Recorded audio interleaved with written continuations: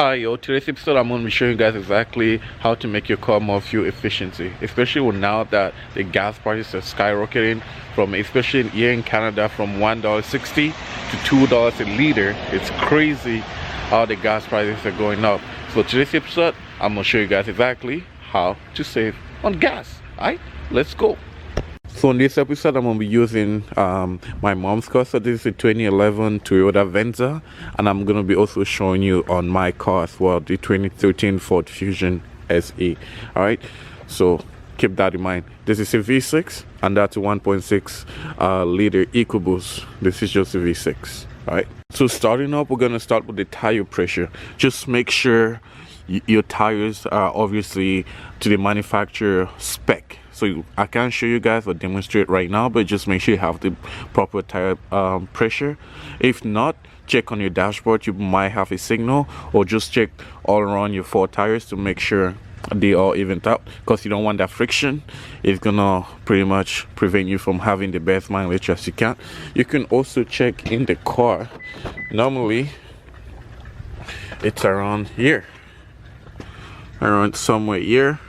Just like you see over here, boom, that's where you can check for your tire pressure and get the proper tire pressure that you need.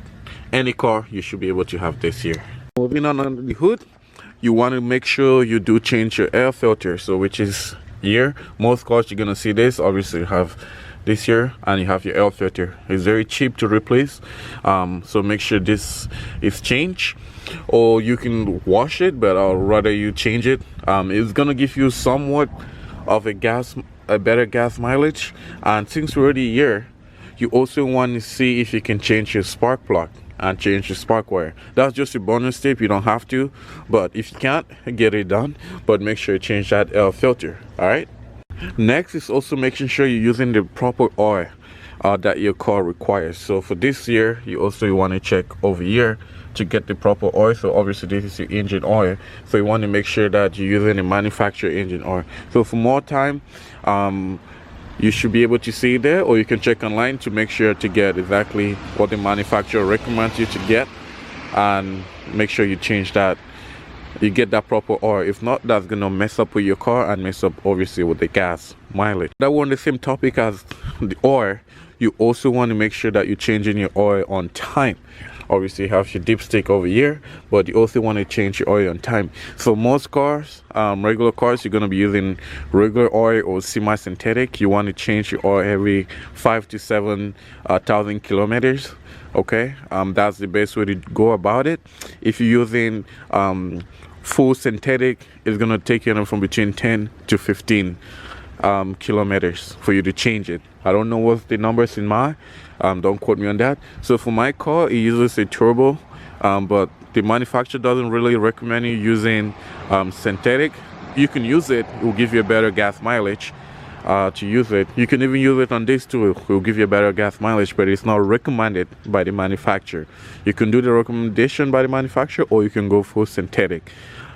Especially during winter, it's a little bit lighter and it's going to flow way better in your engine, so that's why you may want to use synthetic, but it's more expensive to go full synthetic. So your best bet is to use either regular or semi-synthetic, but go with what your manufacturer says. All right, as you can see, obviously you can tell the next step is going to be about the trunk.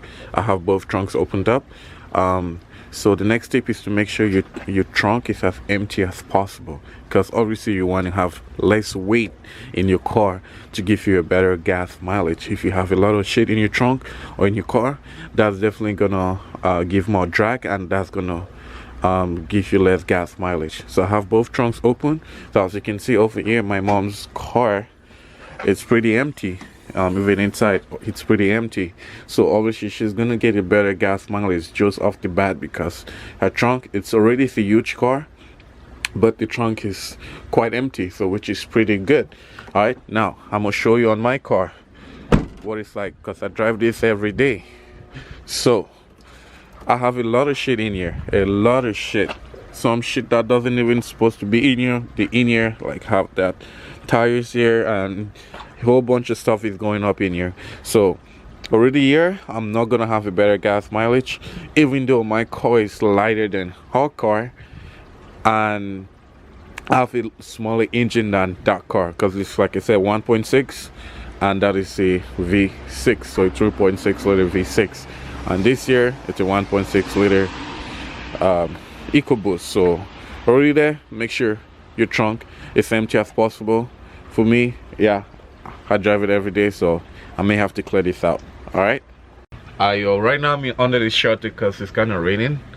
So anyways, so next step is definitely driving conservatively. I probably butchered the word, but I'm gonna write exactly what I meant over here. So yes, make sure you drive conservatively, or let me say properly. What that means is you don't want to go to a stop sign and you go in full on stop, like before you get to the stop sign, and you slam on your brake, and then once you take off, then you go full on acceleration. That's definitely gonna increase your gas mileage. So definitely you want to just gradually ease your way in and then come on a full stop, then ease your way out when you're accelerating. You don't want to just full on push it, you know, metal to the pedal. You don't want to do that. All right, so that you're gonna burn more gas by you doing that, and you're also gonna harm your car as well by you doing that. So definitely make sure that you come into a proper stop and you're accelerating gradually. And also obviously when you're speeding, that also plays in you not having a better gas mileage, or you driving aggressively. It doesn't help you when you drive having a better gas mileage. So watch out for those, and take roads that doesn't require you to do stop and go. That's also going to help you with your gas mileage, because the more you stop, the more fuel you burn. So you definitely want to be going smooth sailing pretty much. All right, which that's going to be bringing us to the next step.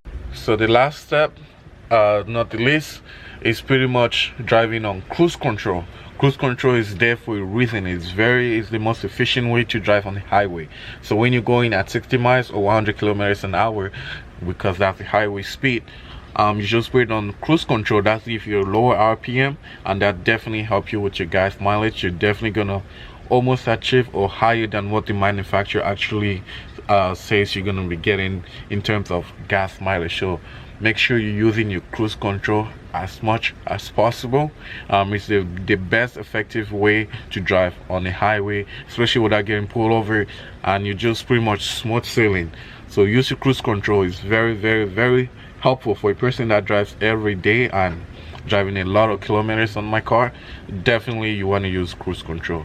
It cannot be boring, but it's going to help you with the gas mileage. All right, so now it's the final one. The final one is your AC. So it's a myth, okay?